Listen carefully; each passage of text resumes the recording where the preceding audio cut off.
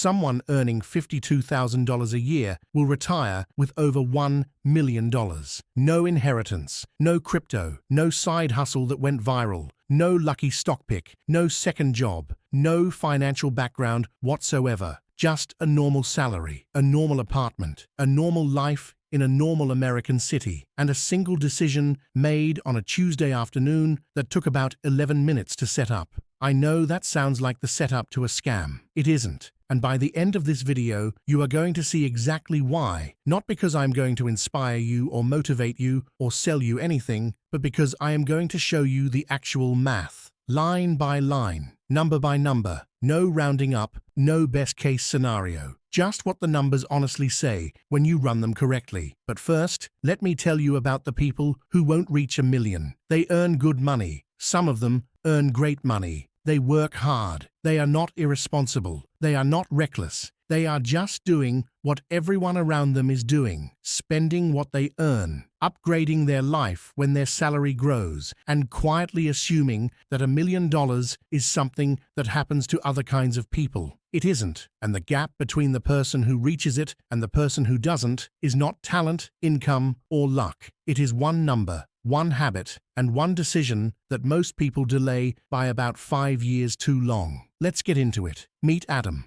Adam is 27. He lives in Columbus, Ohio. He works in IT support for a healthcare company. His salary is $52,000 a year. Take-home pay after federal tax, state tax, and Social Security contributions is roughly $3,400 per month. Adam is not exceptional. He does not have a side business. He does not have wealthy parents. He has a normal job, a normal apartment, normal expenses, and a completely normal life. And Adam has one question he wants answered honestly. Can someone like him, genuinely, mathematically, without luck or inheritance, become a millionaire? The answer is yes. But the answer comes with a timeline and a set of conditions that most financial content either glosses over or deliberately hides because it does not perform well as short-form content. So let's look at it the way Adam deserves to have it looked at, completely honestly. Adam takes home $3,400 per month after rent, utilities, groceries, transport, phone, and basic personal spending. His fixed costs run to approximately $2,600 per month. That leaves him with $800. Not every month is perfect. Some months it is $700. Some months it is $900. But $800 is a reasonable and honest working average. Now here is the first truth most people skip entirely. Before Adam invests a single dollar, he needs to do two things. First, 1. Build a basic emergency fund. 3 months of essential expenses sitting in a high-yield savings account. For Adam, that is approximately $7,800. This is not exciting. This is not wealth building. This is simply the financial floor that stops a car repair or an unexpected medical bill from destroying everything else he is trying to build. 2. If Adam has any high-interest consumer debt, credit card balances, or personal loans charging above 15% interest, he eliminates those first, because no investment reliably returns 15 to 20% annually. Paying off that debt is mathematically equivalent to earning a guaranteed 15 to 20% return. That trade always comes first. Once those two things are done, the emergency fund is funded and the high-interest debt is gone. Adam has his $800 per month ready to invest. And that is where the real math begins. $800 per month, invested consistently into a low-cost, globally diversified index fund. The S&P 500 has returned an average of approximately 10% annually over the last 30 years, roughly 8% after adjusting conservatively for inflation. Not every year. Some years significantly less, some years considerably more. But 8% is the conservative, historically grounded, long-term assumption that professional financial planners have used reliably for decades. So what does $800 per month at 8% average annual return actually become? After 10 years, approximately $146,000. After 15 years, approximately $277,000.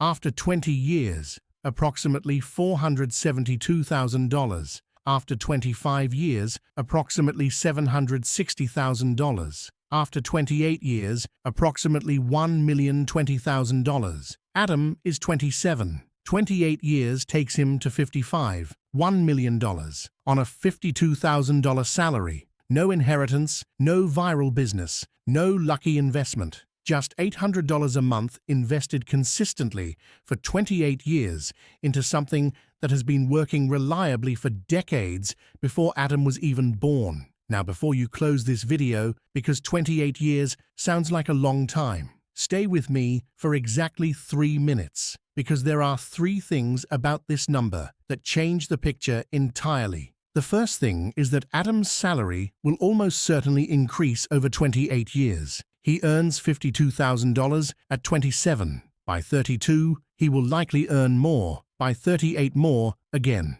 Every salary increase that does not get entirely swallowed by lifestyle inflation creates a larger monthly investment. If Adam increases his monthly contribution by just $50 for every $5,000 increase in annual salary, his millionaire timeline shortens by years, not months. The math accelerates as the contributions grow. The second thing is that Adam has access to something most people dramatically underuse. In 2026, Adam can contribute up to $7,000 per year into a Roth IRA. That is $583 per month, growing completely tax-free. His employer matches 3% of his salary in his 401k. That is an automatic $1,560 per year added to his account simply for participating. Free money that most Americans either claim partially or leave entirely on the table. The combination of a Roth IRA,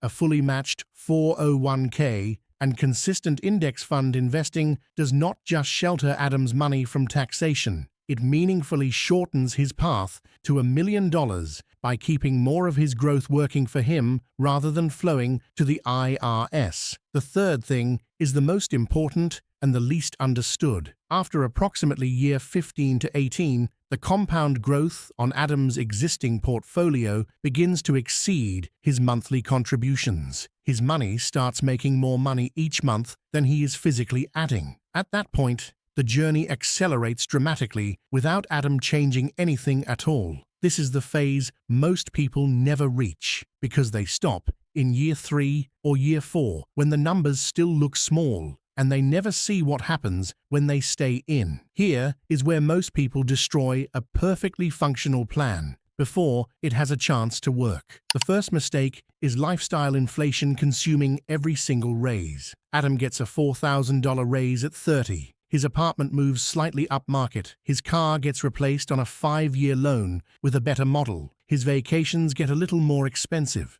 The raise disappears completely into a marginally upgraded version of the same life. His investment contribution stays at $800. His timeline never shortens. His million gets pushed further away with every raise he receives. This is the most common and most quietly devastating pattern in American personal finance. Not reckless spending, not gambling, not dramatic mistakes, just the slow, socially normal expansion of lifestyle to match income, repeated every single time income grows. The second mistake is stopping during market downturns. Adam invests consistently for 6 years. A correction happens. His portfolio drops 22% in 12 months. He stops contributing. He waits for things to stabilize. By the time he re-enters the market, he has missed a significant portion of the recovery and permanently altered his long-term outcome. The investors who built wealth through index funds did not do so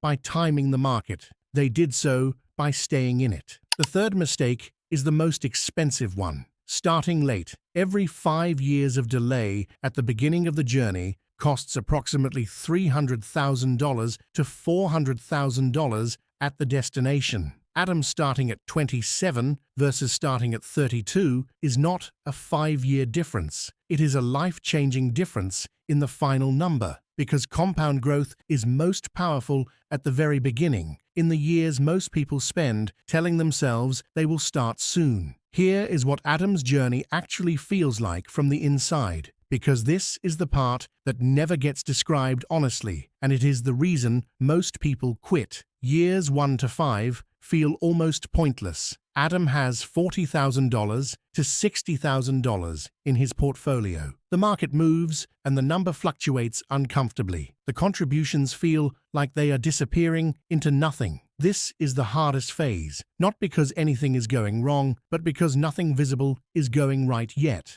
Years 5 to 10 start to feel real. The portfolio crosses $140,000. Compound growth becomes visible month to month. The contributions still matter, but the portfolio has started to develop its own quiet momentum. Years 10 to 20 are where belief becomes certainty. Adam's portfolio crosses $250,000, then $400,000. He has lived through at least one significant market downturn and watched the full recovery happen. He no longer worries about the market. He just watches it work. Years 20 to 28 are where the math becomes genuinely difficult to comprehend. The portfolio crosses $600,000, then $800,000, then approaches 7 figures. In the final years, Adam's portfolio generates more annual growth than his annual salary. His money is doing more work than he is. At 55, Adam has $1,020,000. He did not get lucky. He did not find a shortcut.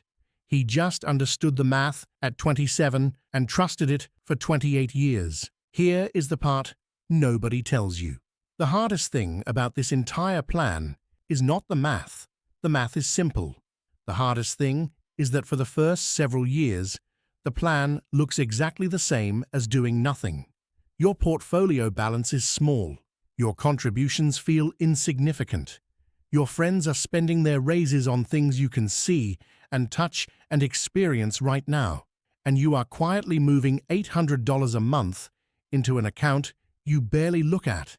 That is what discipline actually looks like in personal finance. Not dramatic sacrifice, not extreme frugality, just a quiet, automated habit running in the background of a completely normal life, while the math does what the math was always going to do. The millionaire question is usually asked as if the answer requires something extraordinary. It doesn't. It requires a normal American salary, a modest monthly surplus, a Roth IRA, or a low-cost index fund, and enough patience to let compound growth finish what you started. Adam's $1 million is not a dream. It is a standing order, set up on a Tuesday afternoon, left largely untouched for 28 years. While Adam lived his life, got raises, had bad months, had good months, and watched the number slowly become something that changed what was possible for him. If you are 25, you have more time than you think. If you are 30, you still have enough time. If you are 35, starting today is still dramatically better than starting at 40. The math does not care how late you feel. It only cares when you start. If this gave you something real to think about, subscribing means more content exactly like this. Honest numbers, real math, no shortcuts, no hype, just what actually works.